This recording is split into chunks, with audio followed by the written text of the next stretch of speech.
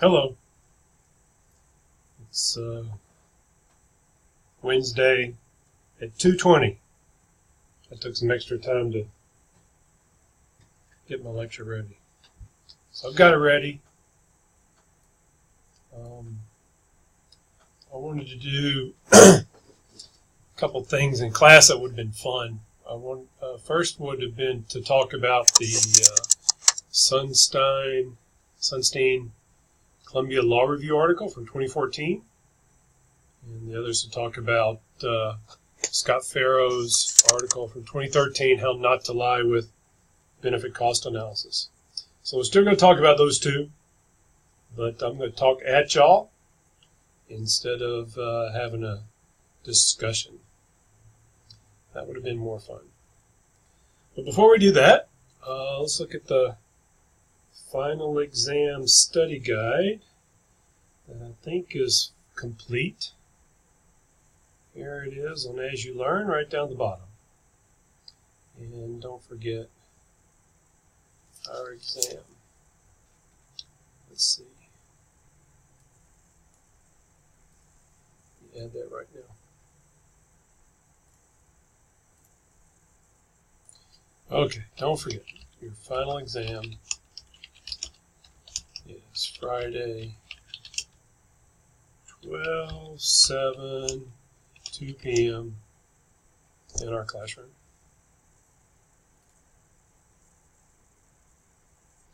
Okay, the study guide. Oh, Jimmy, that's not it. That's from fall of 2014. Those are some good questions too, but we didn't cover all that stuff. Man, that's like 14 questions.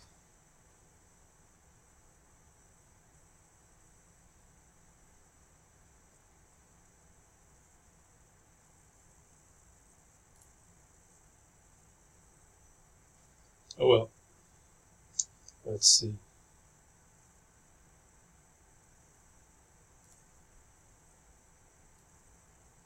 There it is. Now I've got loaded up.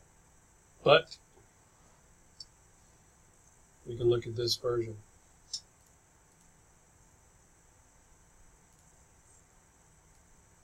Okay, so there's going to be 20 multiple choice questions. Those will count for 2 points each. I think I'll give y'all, the plan right now is to give y'all 4 short answer questions. You can answer any 3. And those are 20 points each. Okay, so topics for the multiple choice questions. There's 5 broad topics: contingent valuation, value statistical life, cost estimation,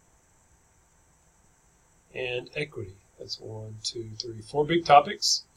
With contingent valuation, be able to describe the components of a CVM survey, describe the scope test, describe 2 ways of estimating willingness to pay with dichotomous choice data. More than describe it, be able to do it. What is one problem associated with finding willingness to pay estimates that are sensitive to scope? And this goes back to my presentation right after the second exam. So for the value statistical life, understand the logic behind estimating a VSL. We're really not estimating the value of lives saved. We're estimating the value of small changes in mortality risk and using that to infer the value of a statistical life. We looked at various measures or estimates of the value of statistical life that are in the economic literature. There are stated preference estimates, and those tend to be lower than the revealed preference estimates. And understand how each of those are measured. And then we talked about the idea in the United States that the charge is led by Kip Viscusi at Vanderbilt University that we should be using revealed preference measures, and these are high. In the European Union, they tend to favor stated preference estimates. Those are lower, and there's some good reasons for why those might be preferred. Okay, with cost estimation, we talked about social cost, as the sum of all opportunity costs of regulation. Those opportunity costs can be divided up into direct and indirect cost, explicit and implicit cost, and public and private cost. And then we had all these other cost definitions. The one we looked at most was compliance. Right here, this should be not compliance, but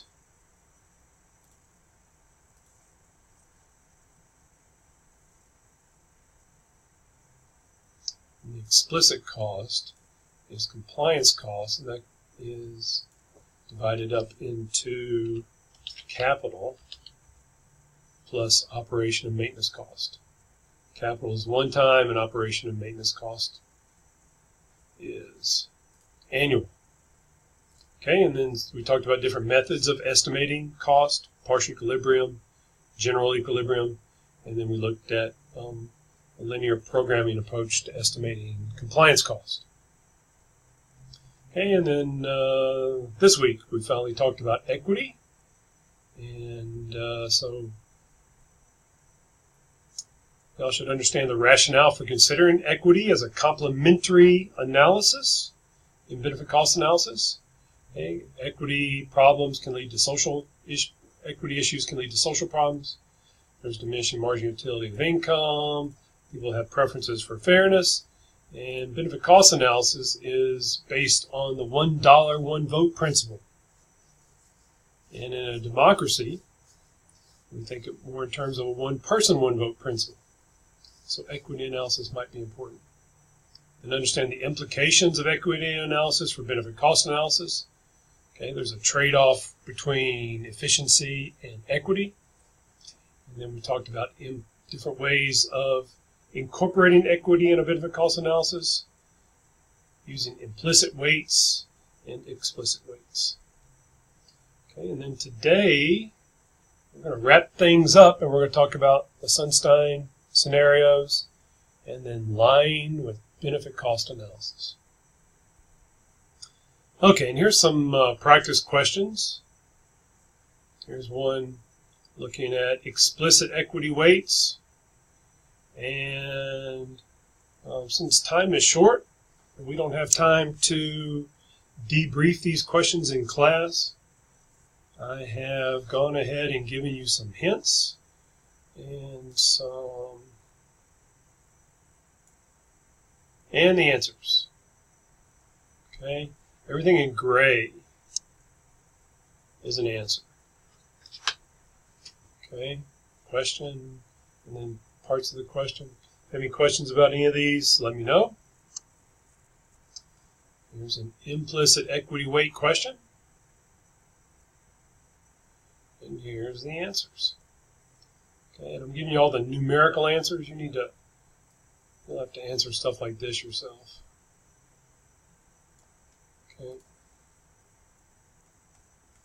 There's a partial equilibrium cost estimation problem.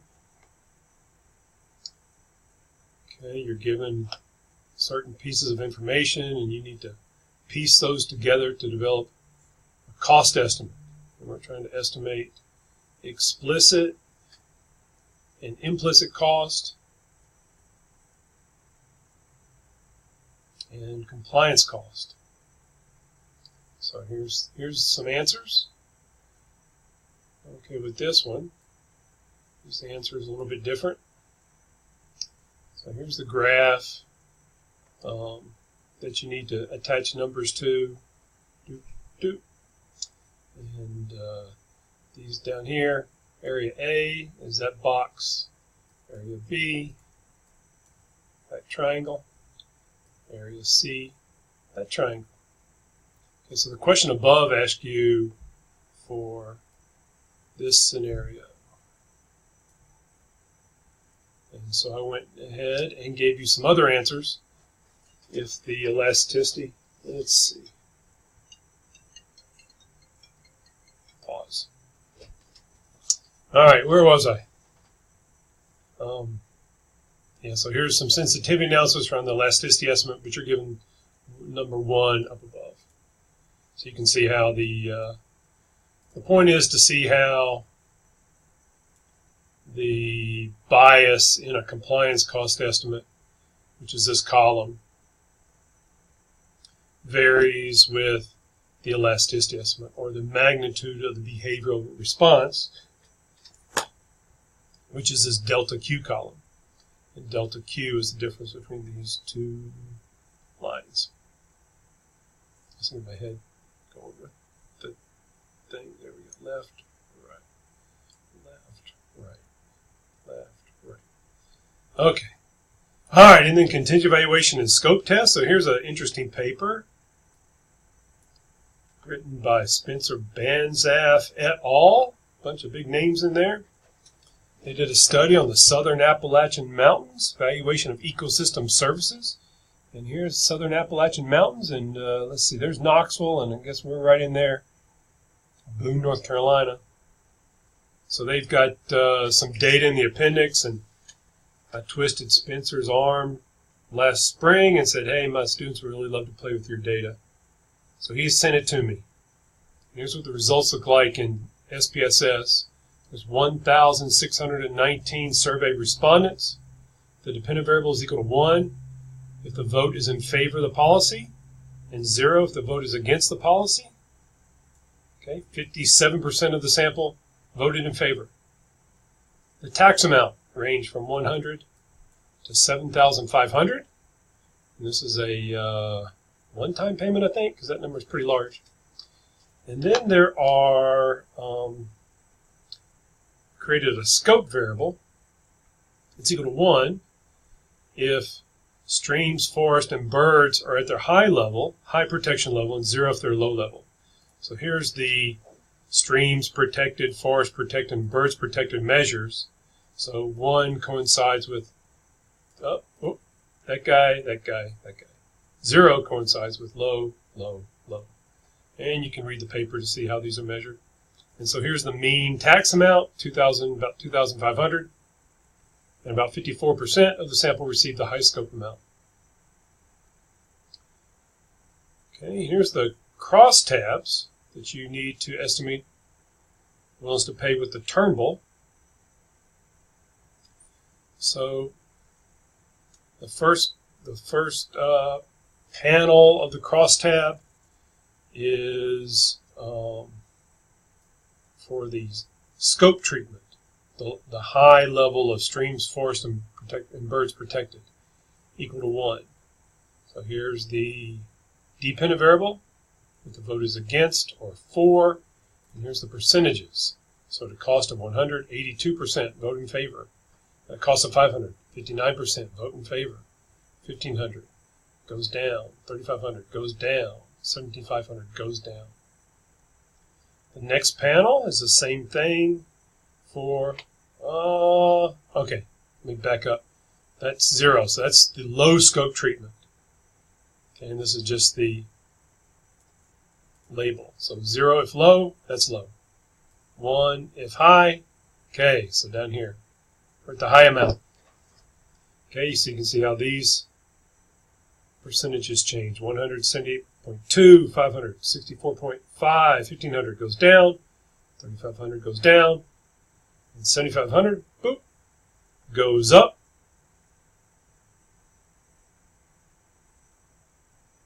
And I didn't account for that in my answers. Let me, I'm going to pause this and check on what I did. Yeah, let's just go with it. There's a technical issue that you don't care about. So we're using these numbers right here. No problem. And then are the results from the linear probability model, where probability with the 0, 1 is the dependent variable, and so the equation is interpreted as you're estimating the probability of a vote in favor. Okay, A is equal to 0.7, B is equal to minus 0.00043, and then C is 0.041. And they're all statistically different from 0. T is 35 minus 9. Those are really large. On the scope variable, the T statistic is 1.698, which on the two-tailed test is significant at the 91% level. with a one-tailed test where you think that the willingness to pay should be greater with higher scope, which I think is appropriate. This is a t-test is significant at the 5% level, 95% confident, or 95% confident that willingness to pay is higher with higher scope of the policy, so it passes the scope test. So the questions: estimate the turnable willingness to pay. Alternative A, where scope is 0, and alternative B, where scope is 1. Do the same thing with the OLS model. Then conduct a sensitivity analysis with a hypothetical bias correction. In other words, include a third estimate of willingness to pay equal to 0. With these three estimates for both scope levels, estimate the mean willingness to pay, assuming a triangular distribution. So here's the way we looked at triangular distribution in class, and the mean willingness to pay would be just those three numbers divided by 3. The sum of the three numbers divided by 3. And that's a capital C. That should be lowercase, but who cares? So A is the minimum, B is the mode, and C is the maximum. Okay, and here's the answers in gray. Okay, and then the last question. Looks like it's this is a review, but we're looking at a policy with two different alternatives. One alternative A is low scope, alternative B is high scope. So we've got willingness to pay estimates that pass the scope test. Number of households are the same. So the total annual benefit is benefit per household times the number of households. Present value, assume, if you're not told how many years that the annual benefits will be enjoyed, assume it's in perpetuity. And take the 640,000 divide by the discount rate, you get those two numbers. One-time cost, $2 million for scope 0 for alternative A, 4,000 for alternative B. The benefit cost ratios is the present value of benefit divided by the one-time cost, and the net benefit is the present value of benefit minus the one-time cost. So the question is, complete the following table, make a recommendation about whether alternative A or B is preferred. I think those are the practice questions. All right. So let me know how that goes. Now I'm back. Here's a really interesting article. A real world of cost-benefit analysis, 36 questions and almost as many answers. Written by Cass R. Sunstein, the Columbia Law Review. And here's what the article looks like. If you have any interest in this stuff at all, I highly recommend this article. It's pretty fascinating for reasons I'll get into when we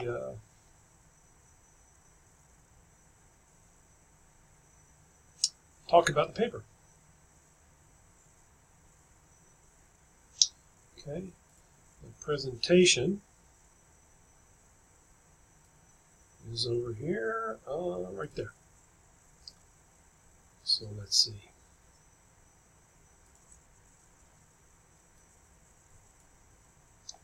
Slideshow from the beginning.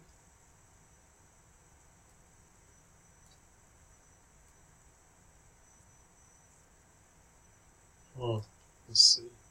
That's stupid.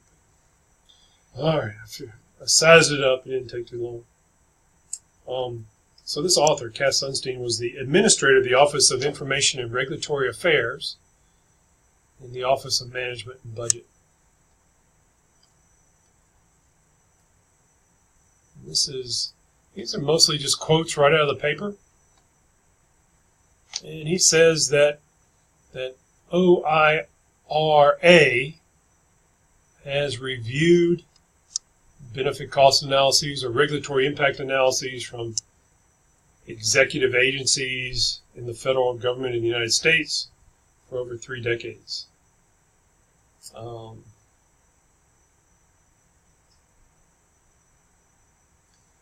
As part of this review, he says a great deal of attention is given to the agency's account of costs and benefits. Okay, and agencies will argue whether, typically they're going to argue if they take a rule to OIRA, they're going to argue that the benefits exceed the cost. And a lot of times it's a judgment call, and so OIRA reviews that to see if it makes sense. Okay. Well, this guy was the administrator of OIRA. He had to implement Executive Order 13,563, called Improving Regulation and Regulatory Review. Okay. Under this executive order, okay, again, just like with Reagan's executive order in 1981, okay, federal agencies can implement a regulation only if the benefits are greater than the cost, and only if the chosen approach maximizes net benefits. Okay. So here's OIRA in the Office of Management and Budget. There's some fine print here. Okay. I think it's called ORA. Okay. It was created by Congress with the enactment of the Paperwork Reduction Act in 1980. And then in 1981, they were told to start dealing with benefit cost analysis. ORA carries out several important functions, including reviewing federal regulations and doing other things. But it's reviewing federal regulations that we're interested in. Okay, and within the Office of Management and Budget, there is Circular A-4, which is some guidelines for conducting benefit cost analysis. Okay, I can't recall if we looked at this at the beginning of the semester or not, but here is the web address if you want to take a look. A lot of the principles that are in Circular A-4 are things that we've talked about. Okay, so here's a going through the outline that Cass Sunstein has. He first talks about the basics. In scenario 1, imagine the annual costs of a regulation are $200 million. The annual benefits are $400 million. Okay, the rulemaking agency, for example, the EPA, identifies only two alternatives: issuing the regulation or not. Okay, so at this point in class, we've been like, hey guys, hey y'all, what do you think you're going to do? What do you think we ought to do? And we talk about it, and then we go to the next slide, and here is the decision.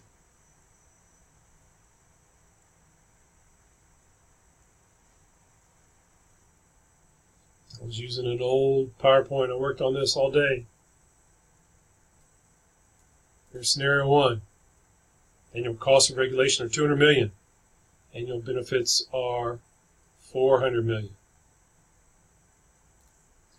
The rulemaking agency identifies only two alternatives: issuing a regulation, issuing or not issuing the regulation. So what do you think we should do? So review the scenario. Whoops. Costs are $400 million, costs are $200 million, benefits are $400 million. Sunstein says in the process of review, the numbers will be carefully scrutinized. He always says they'll be carefully scrutinized. And some questions will be asked about their accuracy and meaning. But if those questions have good answers, this is an easy one in favor of proceeding. Okay? So that's the basics. We're working on the basics here. Scenario 2. Same as scenario 1, the costs are $200 million, but the agency provides a benefits range of $400 million to $700 million.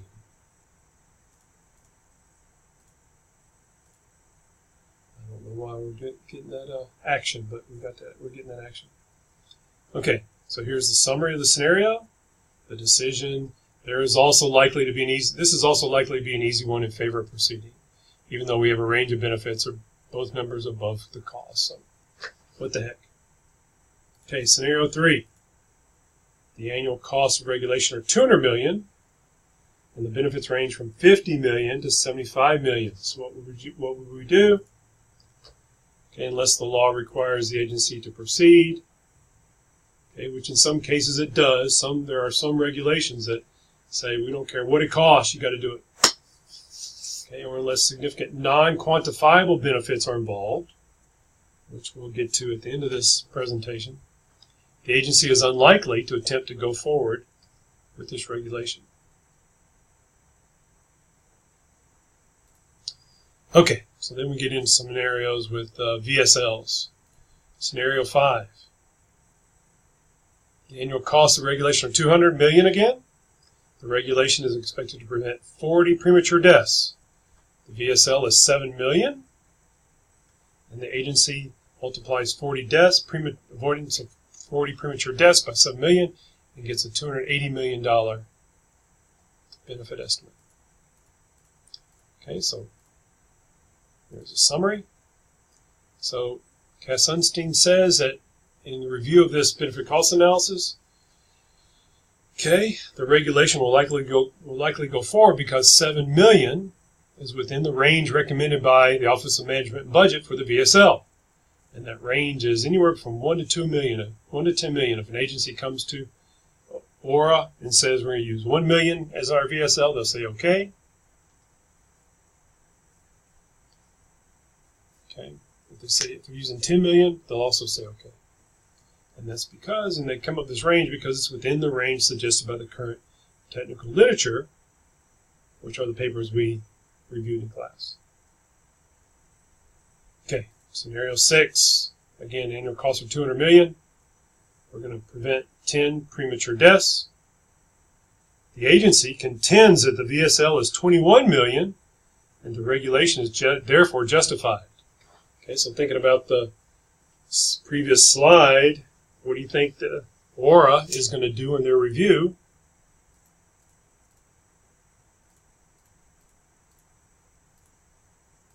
Well, you're right. They're going to say that $21 million figure is inconsistent with OMB guidance, okay, which is a recommended ceiling of $10 million. Okay, the regulation is not likely to proceed. Okay, scenario 7, annual cost of $200 million. The regulation is going to save 51 lives. Okay, that's under Approach A. Under Approach B, the annual costs are $300 million. The regulation would save 60 lives annually. Okay, and the agency comes up with a VSL of $4 million. So 4 times 51 is $210 million. 4 times 60 is $240 million, which is less than the cost. Okay, so the agency says Approach A is justified by the monetized figures. Approach B is not. Oh, and this is annoying. I'm not going to fix it. Okay, so ORA would say, hey, guys, the technical literature says that we like a $7 million VSL. Okay, so ORA and other interagency reviewers might well ask the agency to give serious consideration to Approach B. Because when you value those lives at 7, okay, Approach B generates higher net benefits. Around those chosen approach that maximizes net benefits. Is that the case? 7 times 60 is 420, so net benefits is 120 million. 7 times 51 is 355, and that's 155 million. So I'm not sure that's quite right. I'm going to have to go back and look at that. But ORA tries to maximize net benefits. Okay, so these numbers might not be quite right, either in the paper or the way I've summarized them. I'm going to typo at some point. But, moving on. Okay. Scenario 10. Oh, it's getting more complicated. Yikes. Annual costs are $1 billion. Annual benefits are $650 million. Okay, so the benefits are less than the cost. But the agency notes that of the 70 deaths, 40 involve children under the age of 5. So the agency uses an equity argument and says because, okay, let me back up, we value avoiding these 70 deaths. Okay, I'll skip this part. The majority of those benefits would come from preventing 70 deaths. Okay, when you value premature deaths, it's just at any age. And there's been a lot of research that looks at the age profile, and that's what these next two scenarios are about. Okay, so over half of these avoided deaths every year involve little kids.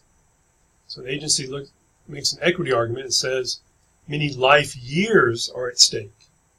And they say it's reasonable to proceed with our regulation, even though the monetized benefits are below the monetized cost. Okay, so the decision.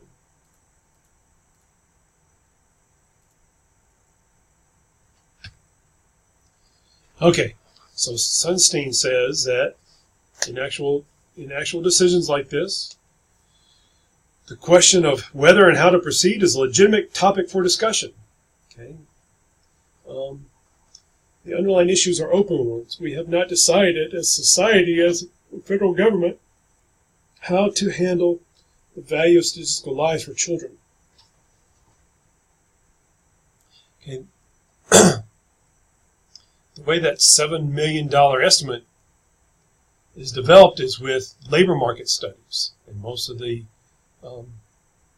workers in the labor market are prime age males. These are males in their 40s when they've reached their peak earning power.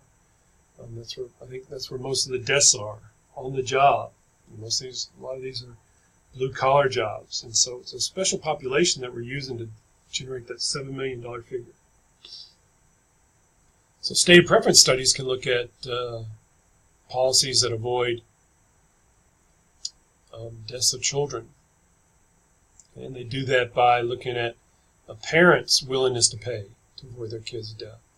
So there's some estimates out there that say the willingness to pay to avoid deaths to little kids is much higher than the VSL for a prime age male. Okay, so Sunstein says that we needed more research. And this identifies an important issue. Okay, he didn't say whether the regulation would move forward or not. He said they'd just be talking about it and trying to figure out what to do. Okay, so scenario 11, annual cost of $300 million. We're going to prevent 40 premature deaths using a VSL of 8 million. I have no idea why it goes from 7 to 8 million in these scenarios. It would make more sense to just stick with 7 million. Okay, so the agency acknowledges that nearly all of those deaths would involve elderly people. So here we have the opposite problem that we did in scenario 10. Typically extending their lives by merely a few months. Okay, so in the public comment process, some people object that it's not reasonable to use the standard VSL of 8 million for very brief extensions of life. Okay.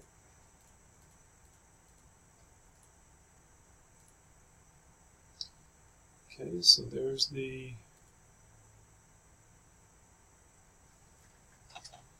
summary. Sunstein says, these objections will not go unnoticed in our discussions. Okay, Circular A-4 provides no guidance for using the VSL for the elderly. And they say the relevant question will be discussed in the review process with no obvious resolution, is what they say. Again, there's been stated preference studies that look at estimating the value of avoiding premature deaths for the elderly. And we'll have time to look at it. Okay, another issue that he says complicates things are wide ranges, and we looked at this at wide ranges of estimates from day one. Okay, one thing that to think about as we go through these scenarios is how would we handle these wide ranges? Okay. So here's scenario 13. Annual cost of $200 million. Approach A would have annual benefits of $400 million to $900.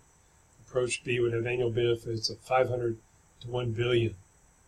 Okay, so we're deciding whether to proceed with either approach A or B, and if so, if they both provide net benefits that are positive, which one to pursue. Okay, and just looking at these numbers, it seems clear that approach B would be the one that we want to go for, because the low end of the benefit estimate is $100 million greater, and the high end is $100 million greater. But it might not be that easy. Okay. And here we got some small print. There will be considerable discussion of what accounts for the width of the ranges. Okay, and they're going to dig into the study and try to figure out what generates the width of those ranges. Okay. And they say, in principle, the estimates should be subject to probability weighting to come up with some kind of expected value. Okay, we've done that in class. Nowhere in the Sunstein article does he talk about Monte Carlo simulation, which is what I prefer that we do. I think because it provides a much richer information for these decision makers. Okay, and then he says a great deal of work would be done to try to achieve greater precision and confidence in the numbers. So I'm going to try to narrow the range. Okay, I'm going to try to figure out why the range is wide and try to narrow it. Okay, it would be necessary to know how much more. It would be necessary to know much more about approach A and approach B.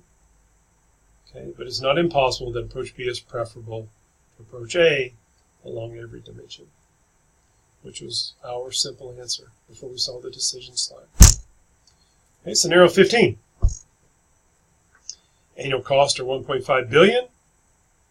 Annual benefits range from $800 million to $2 billion. So let's see, the benefits range from below the cost to above the cost. Okay, so this is getting a little bit tough.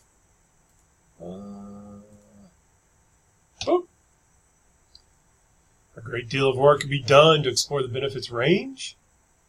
In fact, the agency will be asked to do a formal uncertainty analysis involving a probabilistic analysis of relevant uncertainties.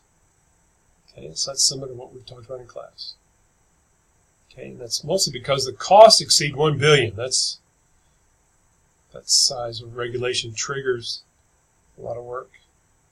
To the extent feasible, the various points within the range must be subject to probability weightings and come up with an expected value of net benefits.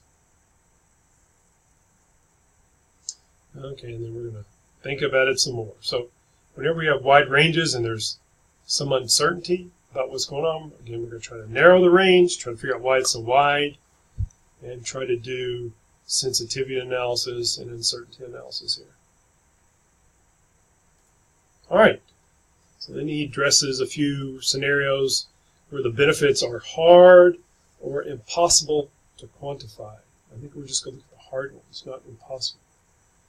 Okay, scenario 22. The annual costs of regulation are $200 million. The regulation would increase water quality, but has no beneficial effects on human health. Okay, when you have a regulation that increases water quality but no effects on human health, that means there's mostly the recreational benefits. Okay. The agency is unable to use standard market measures to quantify or monetize other benefits. So the agency relies on contingent valuation studies, which rely on hypothetical questions to identify people's willingness to pay for regulatory benefits. The relevant studies suggest that people would be willing to pay a significant amount to improve water quality in the relevant respects. And here's another point where I don't understand why he just didn't throw out a number and say the significant amount is $300 million.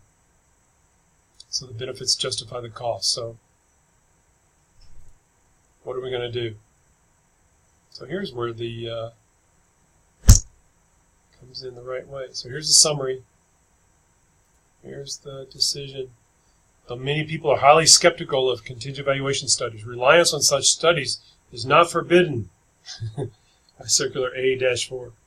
The interagency process will devote careful scrutiny to the relevant studies to ensure that they are credible and meet appropriate standards. Okay, to make sure it's a good CVM study, not a bad one. Scenario 26. The annual cost of regulation of $100 million, and it has no easily monetized benefits. Its principal benefits accrue to animals in the form of longer and healthier lives, with far less suffering as well. So there's no reason why the longer and healthier lives for animals with less suffering cannot enter into an individual's utility function. So there's plenty of benefits that you can imagine that people would have for this policy. Okay.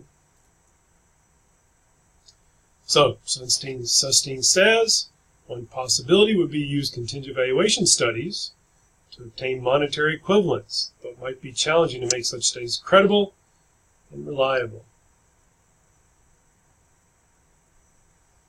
Okay, this last note. These are all anthropogenic values, which is something that I think I said earlier on in the semester. These are all, benefit cost analysis is anthropogenic. These are values that flow to people. If you want to attach values that are enjoyed by animals or plants or whatever, that gets more difficult. And we haven't talked about that. Okay, then another possibility would be engage in break-even analysis, okay, to just see what the benefits would have to be to justify the $100 million. I think that's trivial. I think the benefits would have to be up $100 million. There might be something in that paper I missed. Okay, and there's a bunch of questions that would have to be asked. But the key point here is, well, you can use contingent valuation or other stated preference methods to monetize those benefits and just see what it looks like. All right, scenario 28. This is another one on equity. So the annual cost of regulation of $200 million, again. I don't know why why it's never something different than $200 million. Anyway, annual benefits are $180 million. So the benefits are less than the cost. But the benefits will be enjoyed by low-income workers who will be protected from serious safety risks. Excuse me. The cost will be imposed on companies that produce a good enjoyed mostly by wealthy people. Okay? The costs are going to fall on wealthy consumers. So the agency contends that while the benefits do not exceed the cost, the distributional impact matters, and that impact supports its conclusion that the benefits justify the cost. It insists that because low-income workers would be helped, and wealthy consumers generally would pay the bill, the distributional impact counts strongly in favor of the regulation. So, Susteen says, in principle, this argument is fully available under and even invited by Executive Order 13563, which explicitly refers to distributional impacts and which therefore authorizes agencies to consider whether certain demographic groups would disproportionately benefit from regulation. So he doesn't rule it out. Okay, and then there's some scenarios that look at net benefits.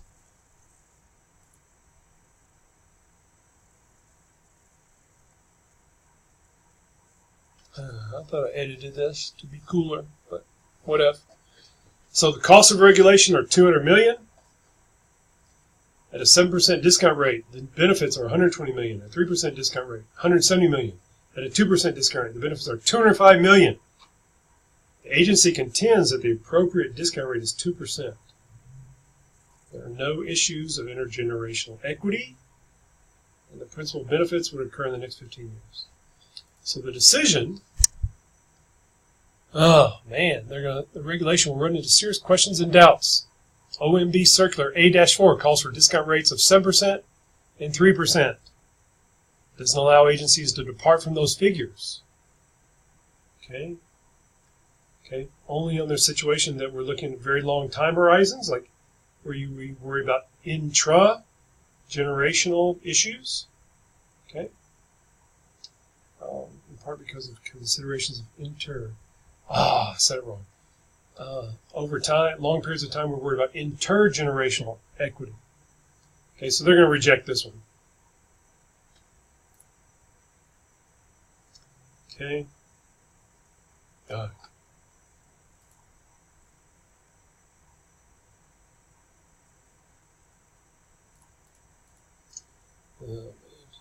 Here's my edit. So I just did not delete that previous slide.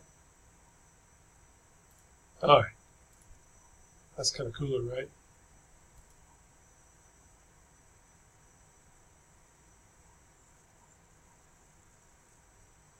All right, we're not going to do this one.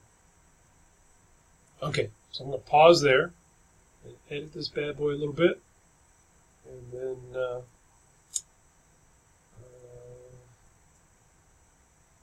see what happens.